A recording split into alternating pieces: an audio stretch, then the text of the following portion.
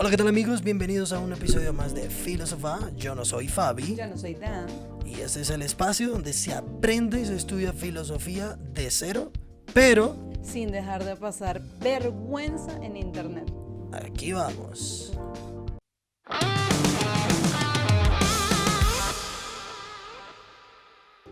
Parece ser que en el hombre hay una tendencia natural hacia la maldad, o al menos eso es lo que parecen indicar ciertos experimentos sociales en los que las cosas casi se salen de las manos de sus experimentadores.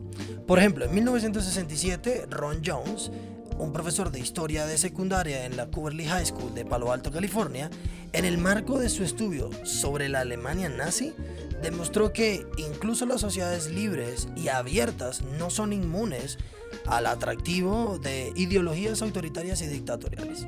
El experimento de Jones consistió en crear un movimiento autoritario con sus estudiantes, estableciendo reglas, códigos de comportamiento y símbolos, desarrollando así una identidad de la que los estudiantes se apropiaron de una manera asombrosa, casi terrorífica. El movimiento en sí se hizo llamar la Tercera Ola. Logró fascinar a un grupo grande de estudiantes de toda la escuela y Jones, al ver las dimensiones que estaba adquiriendo el experimento, se vio obligado a detenerlo al quinto día citando a una reunión. En ella reveló a sus estudiantes que todo formaba parte de un experimento sobre el fascismo, confrontándolos con el hecho de que todos voluntariamente se habían creado un sentido de superioridad similar al de la población nazi. Sobre el caso hay una adaptación cinematográfica de 2008 llamada La Ola, y si no la han visto, vayan a verla. Exacto. Lo cierto es que no es el único experimento que nos habla de una tendencia hacia el mal. En 1971, un equipo de investigadores liderado por Philip Zimbardo de la Universidad de Stanford llevaron a cabo un estudio psicológico acerca de la influencia de ciertas condiciones extremas como el encierro pueden tener sobre la conducta humana. El caso es que varios voluntarios fueron reclutados para este estudio. Un grupo de ellos desempeñarían el papel de guardias y el otro el de prisioneros. ¿Y qué ocurrió? El experimento tuvo que ser suspendido durante la primera semana porque los voluntarios que desempeñaban su rol de guardias empezaron a desarrollar un comportamiento súper agresivo y descaradamente cruel contra los prisioneros. Que obviamente, estemos claros que todo era ficticio. O sea, fue un poder ficticio y sin embargo el poder se embriagaron de él. Sobre este experimento también se rodaron por lo menos un par de películas norteamericanas llamadas Stanford Prison Experiment del 2015 y la otra llamada The Experiment. Cabe preguntarse, de cara a estos experimentos y considerando sus desastrosos resultados, si hay en nuestra naturaleza humana una tendencia intrínseca hacia la maldad, si es el hombre, como especie, malo de naturaleza. ¿Tú qué opinas? Pues si nos vamos con estos ejemplos que acabamos de decir sobre los experimentos, porque de verdad fueron experimentos, o sea, hay una clara tendencia hacia la maldad. Creo que si uno se va a la vida cotidiana, es mucho más fácil conseguir a una persona mala que conseguir a una persona buena. Claro que las hay, pero es como más común conseguir al vivo, ¿sabes? ¿A alguien malo? Es que malo, pues, si uno va así en la calle, yo no puedo decir, bueno, eres malo porque, no sé, me colé en el Transmilenio. Pero no sé cómo, no sabría cómo definirlo malo, pero puede ser una persona egoísta, vamos a poner ejemplo. Ok, perfecto. En lo personal, yo soy de los que considera que no hay tal cosa como la naturaleza buena o la naturaleza mala. Okay.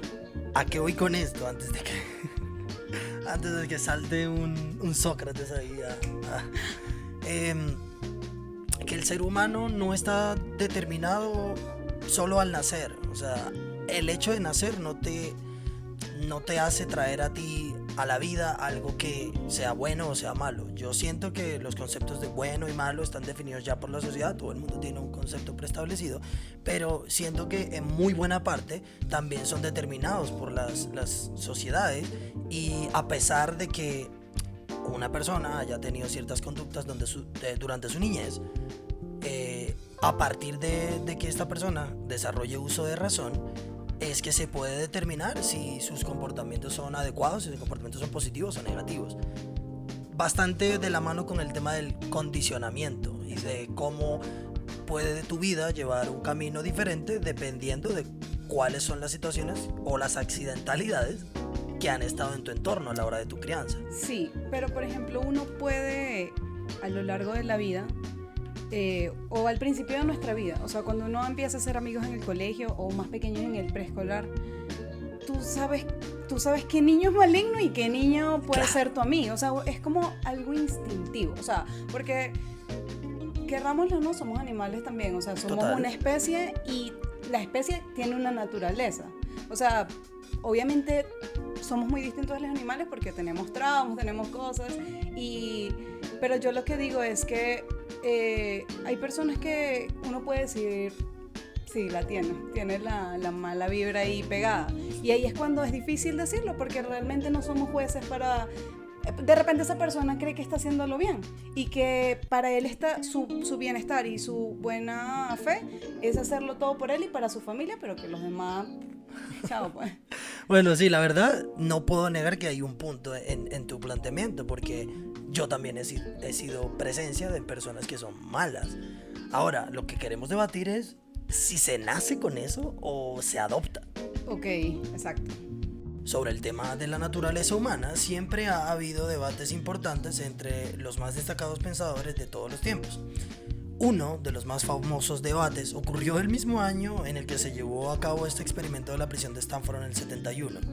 En este duelo de ideas, que por cierto puedes encontrar también en YouTube un documental, el filósofo francés Michel Foucault y el lingüista e intelectual norteamericano Noam Chomsky ponían en contraste sus posturas sobre el asunto. Para Chomsky es claro que existe una naturaleza humana de la que parte el sentido ético. Sin embargo, para Foucault, eso a lo que llamamos naturaleza humana no es más que un constructo reduccionista, un concepto simplificador elaborado por nuestra cultura y nuestras instituciones de poder. Entre otras cosas, Foucault asegura que en este debate, al que las complejidades de la diversidad humana no pueden reducirse a un simple concepto, por lo que alega que no puede existir algo a lo que podemos llamar naturaleza humana, algo así como lo que tú comentabas. Sin embargo, para Chomsky, establecer la naturaleza humana no existe, es negar de alguna manera subreptiva ciertos valores humanos y cierto sentido ético. Si bien es cierto que en dicho debate no se alcanza una idea concluyente, al espectador le queda la sensación de que algo que tiene que quedar en medio de las dos posturas, algo que nos sirva para orientarnos sobre el tema. Y ese algo que tiene que quedar en medio de las dos posturas, no, pues, desde mi punto de vista, no debe ser más que la duda. Ese deseo incansante de conseguir la verdad con respecto a la naturaleza humana. En ese sentido, para Rousseau era claro que lo que corrompía al hombre era su enferma organización, eran sus instituciones sociales y lo que presentaba la civilización a la que él pertenecía, lo que, según el filósofo francés, torcía el alma del ser humano. Claro, es que es muy contrastante, o sea, pensar, porque, por ejemplo, Rousseau se basaba en las historias que contaban los colonizadores, que en el caso de América, los indígenas o las personas que ya vivían aquí eran demasiado distintas, porque primero no tenían lo que dicen las organizaciones grandes, por ejemplo, no tenían ni siquiera moneda. Me imagino que simplemente vivían, tenían su terreno, realmente no existían las posesiones como tal, simplemente vivían, tenían lo que necesitaban y eso los hacía como libres. Porque realmente si te pones a ver, lo que nos hace esclavos es necesitamos el dinero para vivir. Total. Y al no tener ellos impuesto eso, eran libres. Sí, ¿no? Y todas esas obligaciones que vienen por el consumismo. el establecimiento económico. O sea, como que no tenían... Lo único que sería para ellos como lo indispensable o la prioridad es como trabajar por satisfacer sus necesidades momentáneas. Ok, sí.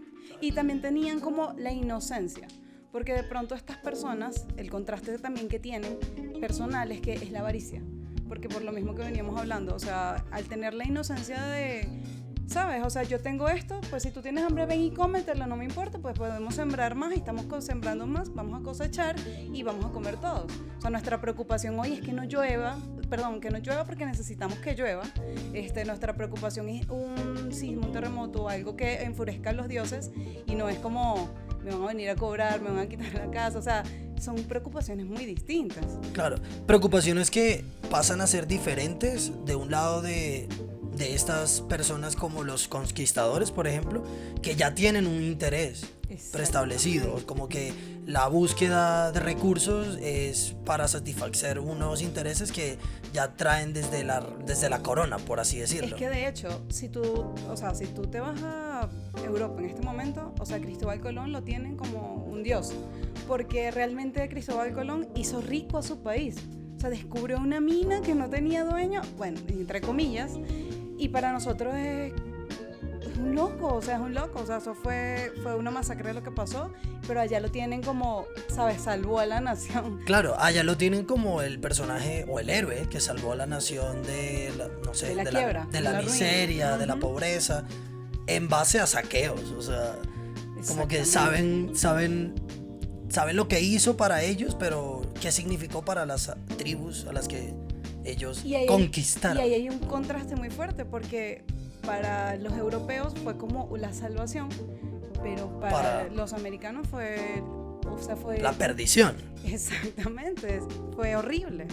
El debate entre Chomsky y Foucault llega a ser tan relevante en el siglo pasado porque formaba parte de la búsqueda de las respuestas al problema que surgía a partir del contraste de dos posturas representadas en las ideas de dos pensadores que tenían acerca de la naturaleza humana. Uno de ellos era el filósofo francés Jean-Jacques Rousseau, que con su teoría de el buen salvaje sostenía que el hombre en su estado primitivo era de naturaleza noble, basando esto en los textos que muchos clérigos y exploradores del continente americano, para aquel entonces recién descubierto, enviaban a Europa, describiendo a las sociedades aborígenes como sociedades virtuosas, amables e ingenuas, en contraste con los conquistadores, que para aquel entonces estaban caracterizados como avaros, crueles y sanguinarios. Contrario a lo que creía Rousseau, el filósofo Thomas Hobbes creía que el hombre tenía una tendencia natural hacia la maldad y que de no ser por el orden de las instituciones sociales que ejercían sobre él, la humanidad no podría encontrarse en otra condición que no fuese la guerra. Y esta no podía ser de otra forma sino todos contra todos. Ok, o sea, Hobbes decía que si no hubieran instituciones que regulasen las conductas o que juzgaran o pues trataran de mitigar como la malignidad humana, nos encontraríamos en una guerra todos contra todos. Como una anarquía. Ok. Como una anarquía. Pero... Bueno, yo considero que sí, si bien tienen mucha influencia estas instituciones, también, bueno, no sé, es que es muy, muy epifanía el hecho de una nación en la que no hayan entidades que regulen ciertas cosas. Es muy epifánico, ¿no? Entonces como que sí, yo creo que debe tener su necesidad este tipo de instituciones. Pero, por ejemplo, lo que acabamos de tocar, las tribus indígenas. Ellos no tenían. Entonces, ¿qué es lo que nos hace malo? O bueno, vemos que nos hace actuar de una mala manera. Ok, sí, porque es que hay tribus que no tienen instituciones legisladas, por así decirlo, y tienen un comportamiento puro y es libre de egoísmo. Aunque también podemos decir que dentro de esas civilizaciones sí existe un sistema jerárquico, pero no es igual al de nosotros. Entonces también puede ser que ellos sí tenían su sistema jerárquico, pero obedecían otras reglas y otras cosas. De pronto, obviamente contrasta mucho con el sistema de europeo, pero también ellos también tenían su sistema jerárquico que obedecer. Totalmente. Pero siempre este sistema jerárquico se veía representado en como que la igualdad, como que yo no siento que entre ellos hubiera clases sociales, cosas así que los distingan entre uno y el otro. Tú trabajas más porque yo soy, no sé, el jefe de la tribu Bacachada o como sea, pero... Que nosotros, no, era lo mejor y ellos ahí matándose. Y que me miraste, te mato. Y también estaban en guerra, todos contra todos. Exacto, porque la cuestión es que tampoco es que ellos, obviamente contrastándolo con la gente de aquel momento en Europa, estos eran unos ángeles, pero realmente ellos también tenían su sistema y tenían como Sí, o sea, obviamente habían muertes, habían muchísimas cosas que ¿Regular?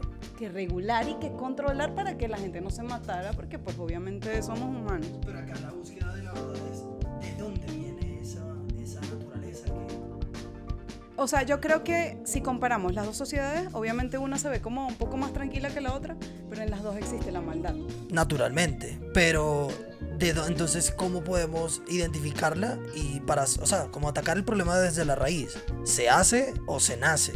¿Sabes? Como estas instituciones, ¿qué es lo que van a pasar a regular? Es como mi pregunta. Sí. De esta forma, según Hobbes, sin el orden que imponen nuestras instituciones y nuestras reglas, no habría sociedad ni todo lo que de lo que ella se deriva. Aún peor, persistiría el miedo continuo ante la incertidumbre, el peligro por una muerte violenta y la vida de un hombre brutal, desagradable, breve, solitario y pobre. Pudiéramos conectarlo un poquito con la idea vamos a conectarlo con una sociedad que no tiene jerarquías, no tiene instituciones. Puede decirse que es algo así, es un poco, puedes morir en cualquier momento de una manera brutal y no va a haber consecuencias sobre eso. De pronto, si la tribu lo tiene así puesto, pueden decir, bueno, lo botamos de aquí, pero realmente no va a tener puede crear una tribu nueva e irse a ser el jefe, o sea...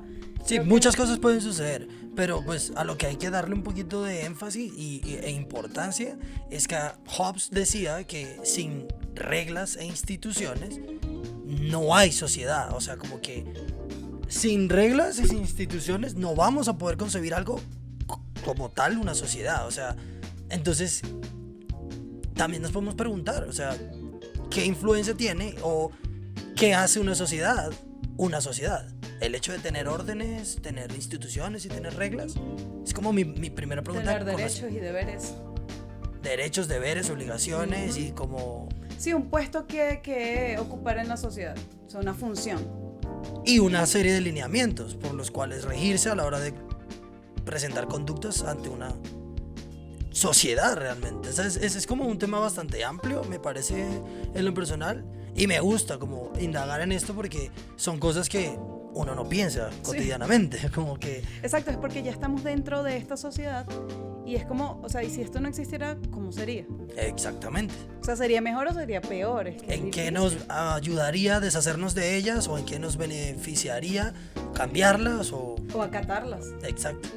A la alternativa de que, en efecto, exista una naturaleza humana como tal, sea tendencialmente buena o tendencialmente mala, puede oponérsele la teoría de la tabula rasa, también conocida como pizarra en blanco, la cual propone que cada individuo nace con la mente vacía, es decir, sin cualidades innatas, sugiriendo que todos sus conocimientos y habilidades provienen exclusivamente de un aprendizaje marcado por experiencias y percepciones sensoriales.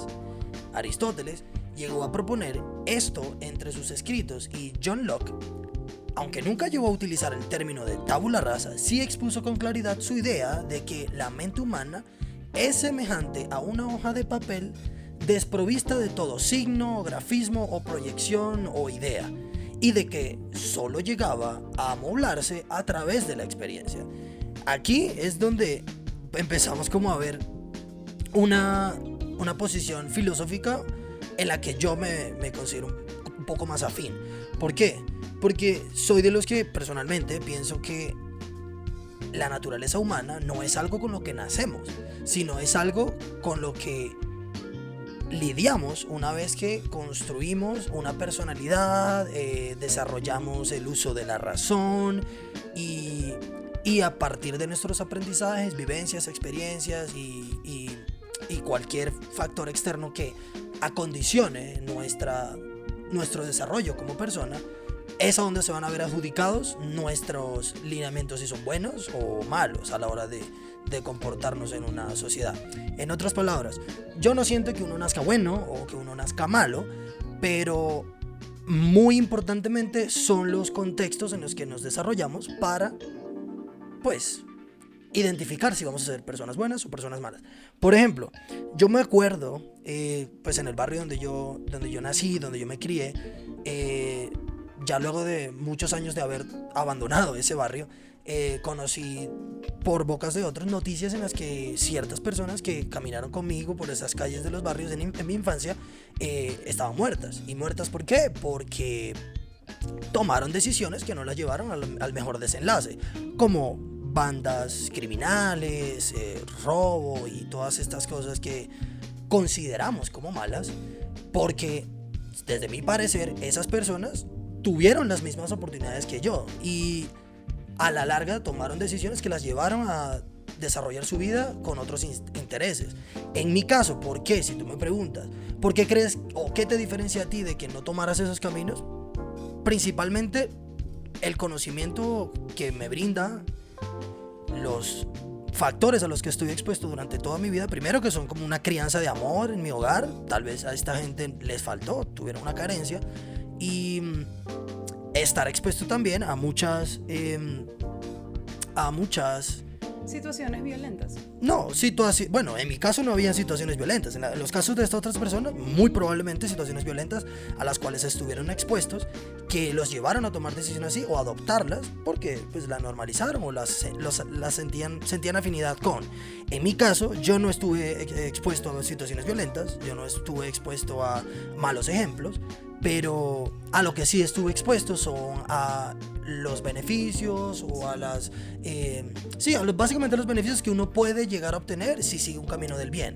¿Cuál era mi definición de un camino del bien? Trabajar duro por las cositas, porque es que nadie te las va a regalar. Exacto, y por ejemplo, y robarlas me parece algo muy, muy inético, ¿sabes? Exacto, pero por ejemplo el contraste que puedes poner allí también es que es la decisión de la persona. O sea, porque por ejemplo, yo puedo crecer en un entorno muy horrible, pero al final yo puedo culpar mi situación, pero al final fue mi decisión. Exactamente. Entonces, tú puedes justificar tus actos con respecto a lo que viviste, pero pues hay muchas personas que vivieron en situaciones violentas y aún así hicieron una buena vida. Tú puedes tener un pasado muy duro o un presente muy duro, pero al final no le puedes echar la culpa a eso porque es tu decisión. O sea, es una decisión de decir, la pasé demasiado mal, pero o sea, decidí aguantar y nada, o sea, y que la vida me ayudara y me recompensara y poder salir adelante. Pero creo que todo se trata también de decisión, o sea, de la convicción que uno tenga. Si, por ejemplo, de pronto esta persona dice, listo, voy a hacerlo, de pronto soy un poco débil de mente y quiero hacerlo por la facilidad, lo puedo hacer. Pero creo que es un poco difícil decirlo como lo que dices tú, una situación con una familia funcional, con de repente comida en la mesa. Es muy difícil, o sea, claro. Es muy difícil porque incluso muchas de estas personas que han muerto por ser pandilleros, te aseguro que pudieron haber sido unas personas increíbles, claro. Pero bajo ciertas circunstancias tomaron malas decisiones. Total. No, y tomaron decisiones en base a lo que vivían en ese momento, porque no tuvieron tampoco un vistazo a algo mejor. Como una presión del momento. Total. O en otra cosita en la que yo quisiera añadir ahí, es como que hay mucha gente que hizo de tripas corazones, que vivieron, o sea, y por ahí hay casos excepcionales en los que, mira, tuvo un ejemplo, vivió en una familia disfuncional, en un entorno violento en su barrio o lo que sea, y salieron los mejores egresados de cierto instituto. Ahora, en lo que podemos entrar a abrir un pequeño debate es sobre las oportunidades que tienen muchas personas. O sea, ¿cómo conectamos esto con la naturaleza humana? Pues, en mi parte, yo soy de los que piensa que uno no nace con malicia, sino que uno puede llegar a corromperse. Y a eso es a lo que voy con las oportunidades. De pronto, como tú dices, cualquier persona puede tomar decisiones con respecto a lo que se le presenta en la vida, las oportunidades que se le presentan y los beneficios y lo que esto conlleva, pero realmente está muy de la mano con las vivencias, como que lo que nos rodea, como que los que nos va formando durante nuestro proceso como individuo. Nuestra madurez, o sea, la madurez que obtenemos a lo largo de la vida, porque obviamente una decisión que nosotros tomáramos a los 14 años no es la misma que estamos tomando hoy. Naturalmente. O sea, influye mucho ya lo que vivimos, las consecuencias que vivimos de esos actos, o sea, hoy nos impulsan a ser otras personas y es lo que dicen, pues a amoblar la mente. Sin embargo, no obstante, cada vez hay más estudios que afirman que nada hay más alejado de la realidad que la teoría de tabula rasa. Según la evidencia proporcionada por psicólogos y neurólogos, la corteza cerebral ya se encuentra inicialmente programada y organizada para procesar estímulos sensoriales, regular las emociones, controlar acciones motrices y responder reflexivamente bajo determinadas condiciones. Eso es muy loco porque prácticamente nos tumba todo lo que uno dice, bueno, sí, o sea, es muy loco. O sea, ya va. Según la evidencia proporcionada por psicólogos y neurobiólogos, la corteza cerebral, o sea, tenemos una parte de nuestro cerebro ya se encuentra programada desde un principio para procesar estímulos sensoriales. O sea, ¿qué me estás contando? Mi cerebro tiene una facultad intuitiva para sugerirme un comportamiento frente a ciertas situaciones. Correcto, vamos a suponer, vamos a irnos al instinto animal. Un perro no sabe que sabe nadar. Él ve la agüita y, ¿sabes? O sea, eso se le llama instinto, o sea, es algo que ya tienen en el cerebro. Si tú le dices, ¿tú sabes nadar? ¿Qué vas a ver? Ni me va a responder. Pero él ve el agua y de una. O sea, tú los has visto en la playa que los tienen, sí, y está así. Exacto, es algo como instintivo. Si nos vamos a un ejemplo práctico, por ejemplo, yo estoy aquí y de pronto se me presenta una situación donde tienes un lingote de oro aquí. Y digo, wow, con este lingote de oro, mira, empieza el cerebro. Me arreglo la vida. Con este lingote de oro, mira, puedo pagar la deuda que tengo, puedo comprar esto, puedo comprar aquello. Y es como que está la tentación y mi cerebro diciendo, con esto te arreglas, chamita, agárralo. Entonces, ¿cuál es mi lucha? ¿Qué vale más para mí? ¿Ser tu amiga y yo sé que tú también lo necesitas o suplir mis propias necesidades? Ahí es donde como que empieza y eso es ya un caso extremo, pero por ejemplo si nos vamos a cosas más pequeñas, como por ejemplo, no sé, una oportunidad laboral, tumbarle la novia a un amigo, o sea, cosas así, o sea, son como que tú siempre en tu corazón maligno vas a querer lo mejor para ti. Naturalmente. Exacto, es como ese instinto de supervivencia al que me refiero, no sé si me expliqué bien. Sí, totalmente, y tienes un punto realmente válido. Mi pregunta entonces sería, esta parte de nuestro cerebro que se encarga de, no sé, programada y organizada, procesando estímulos sensoriales, ¿qué relación tiene con la naturaleza humana? Porque sí, me estás diciendo que hay una naturaleza en mi cerebro que me hace reaccionar ante ciertas situaciones. Eso es una cosa. Uh-huh. Sigue sin promover, sigue sin plantear una idea a ciencia cierta con respecto a la naturaleza humana como tal. ¿Sabes lo que te digo? Exacto. Ahí es donde voy yo. Sí, muy bien, mi cerebro me puede posicionar con respecto a las conductas que yo debería desarrollar frente a ciertas situaciones, pero no me muestra si ese pedazo de mi cerebro se llama naturaleza humana. Exacto, es que si nos vamos a la definición realmente no está muy clara. No está establecida. No está establecida, pero ¿qué pasa? El cerebro te da como las opciones y tú eliges cuál cliquear. Esa es la cuestión. Dicho todo esto, ¿a qué conclusiones podemos llegar?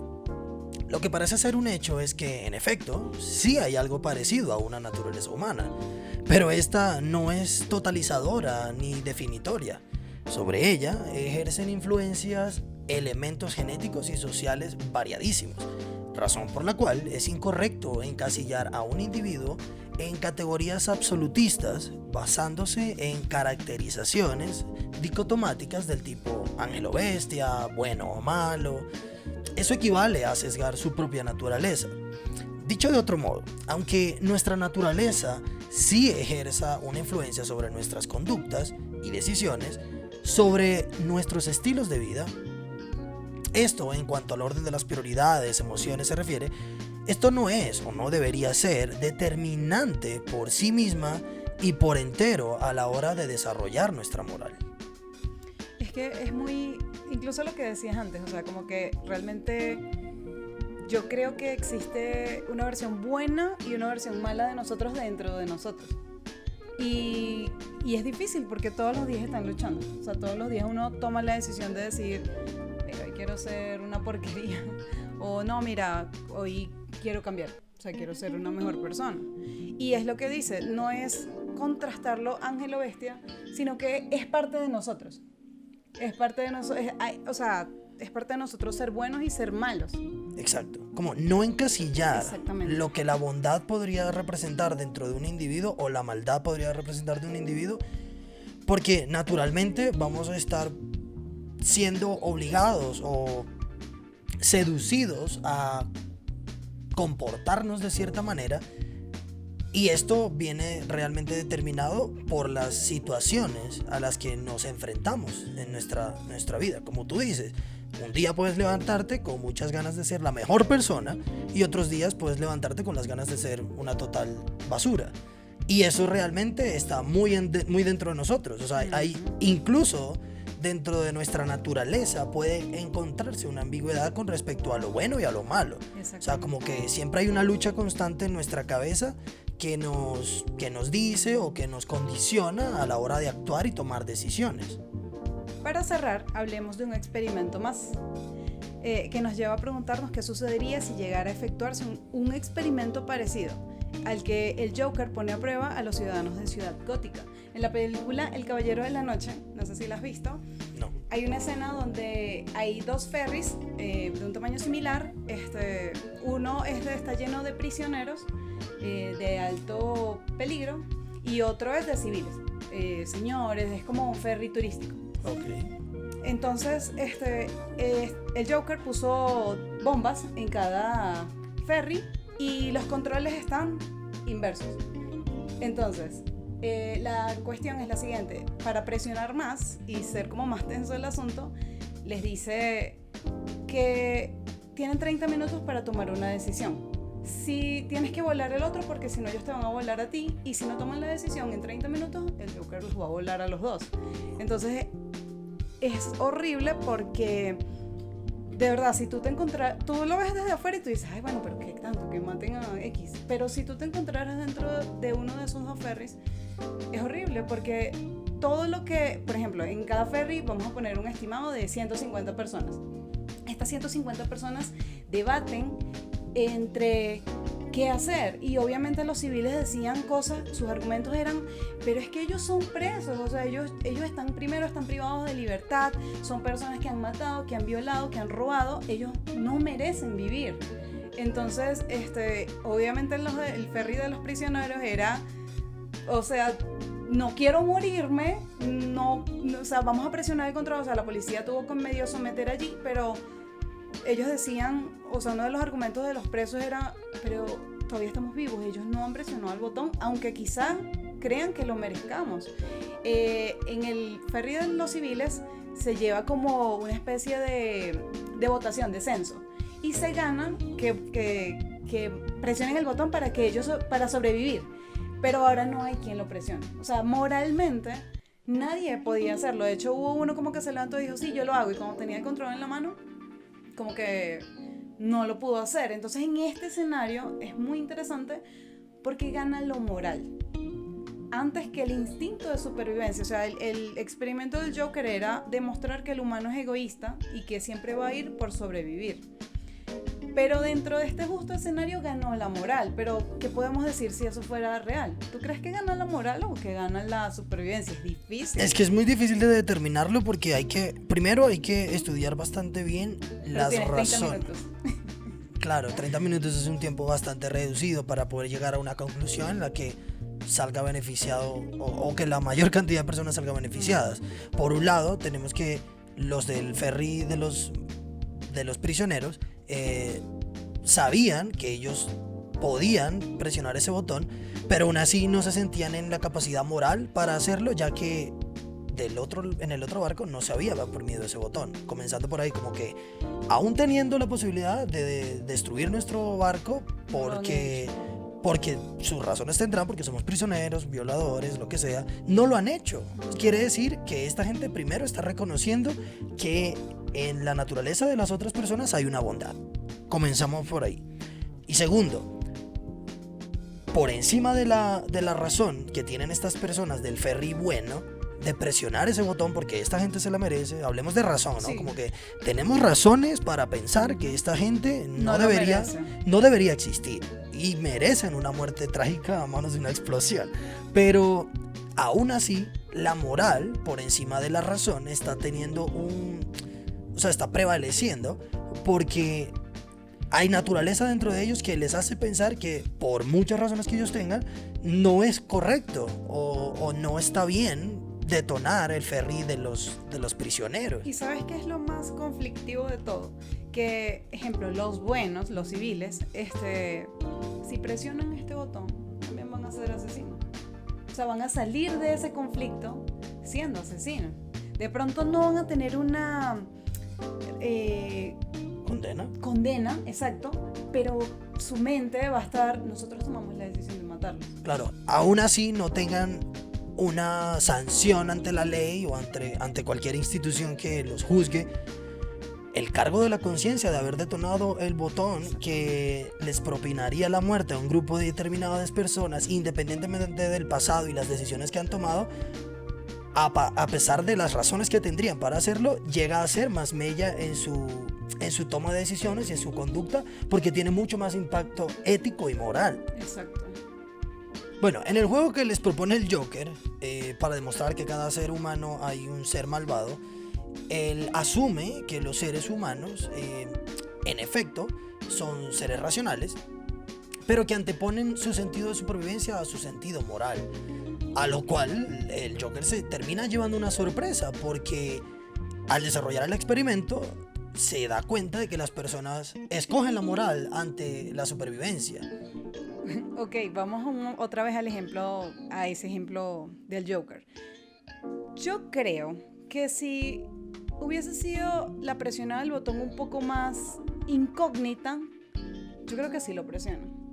O sea, yo creo que también estuvieron como presionados todos nos están viendo, o sea, todos los ojos del mundo nos están viendo, noticieros, estaban presionados por quizá el que dirán, ¿sabes? Entonces, yo creo, de pronto, también es una situación hipotética porque, pues, que si eso hubiese estado escondido y no se sabe quién presionó el botón, sí lo presionó. En otras palabras, me estás diciendo que, según lo que tú crees, yo también pudiera converger con el pensamiento, que las personas del ferry, o sea, los buenos, los turistas, los civiles, escogieron la moral solo porque el cargo de su conciencia iba a ser tan pesado y la juzgación social iba a ser tal que no iban a poder continuar con sus vidas o iban a llevar un futuro manchado. Una etiqueta, una cosa. Yo creo que no todos, obviamente yo creo que sí hay personas en ese ferry que lo hicieron por moral, pero también hay otras que no pudieron con la presión, no pudieron con la presión del momento, o actuaron ante la presión de que unas personas no querían presionar y otras sí. Entonces, como que si ellos no quieren presionar, entonces pues yo tampoco, porque no quiero quedar como el asesino, o sea, naturalmente, como que no quiero ser yo el responsable de poner fin a la vida de estas personas que, por muy sabidos, son personas detestables por la sociedad. ¿Quiénes somos nosotros para ponerle fin a la vida de estos? Pero solo piensan así por por las consecuencias que traería el hecho de presionar ese botón. O sea, como que no realmente quieren cargar la culpa. Exacto, realmente no se están preocupando por el otro, realmente no están teniendo. Se están preocupando por sí mismos. Exacto, sigue siendo, o sea, tenemos que sigue siendo una conducta egoísta el no presionar el botón. Es que no lo voy a presionar, no les voy a dar el gusto de terminar sus miserables vidas solo por la consecuencia negativa y el impacto que eso podría traer a mi propia vida. Sigue siendo egoísta. Exactamente, sigue siendo egoísta. Sigue siendo muy egoísta. Y pensar que las otras personas del otro ferry tuvieron la oportunidad de hacer como que vamos a presionarlo antes de que ellos lo hagan, porque igual lo van a hacer, porque tienen una posición mejor favorecida que nosotros tomamos decisiones negativas en nuestra vida que nos trajo al día de hoy donde estamos, pero ellos también pueden presionar el botón, vamos a presionarlo. Y el hecho de que no lo hicieran pensando en que había bondad detrás de ellos, o sea, era como un pensamiento medio sesgado, porque ellos creían que aún teniendo razones para detonar su botón y acabar con sus vidas, no lo estaban haciendo porque había bondad dentro de ellos, cuando realmente era el mismo egoísmo el que no los dejaba presionar ese botón para salvarse y propinar la muerte de estas personas. Es un panorama bastante encontrado con muchas opiniones y muchos pensamientos. Y si no han visto la película, vayan a verla, es Batman el Caballero de la Noche, y es muy interesante porque bajo la presión de toda la situación, en los ferries se desatan conductas que tú no esperas de los presos y conductas que tú no esperas de los civiles.